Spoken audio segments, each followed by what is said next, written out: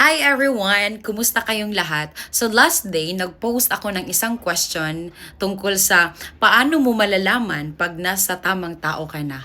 So marami yung mga kapaglaom natin na nag-send ng kanilang comments at saka mga sagot tungkol sa tanong. Out of those comments, na ay taas kayong answer. So I wanna share it with you guys kung unsa ang iyang tubag sa mga questions. Sabi niya dito, payapa ang puso mo. Hindi ka kinakabahan kung iiwan ka niya kasi alam mong hindi ka niya iiwan. Wow.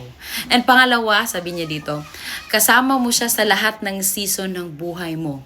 Hindi lang sa saya, kundi pati sa lungkot, hirap at kabaliwan mo.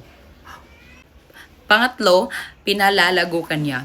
Hindi ka niya hinihila pababa, kundi tinutulungan kang maging mas mabuting tao.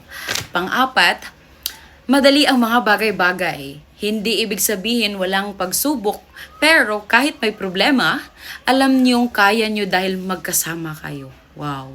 Hindi mo na tinatanong kung siya na nga kasi ramdam mo sa puso mo na hindi mo na kailangang maghanapan ng iba. Thank you so much, RGM Libago, for that comment.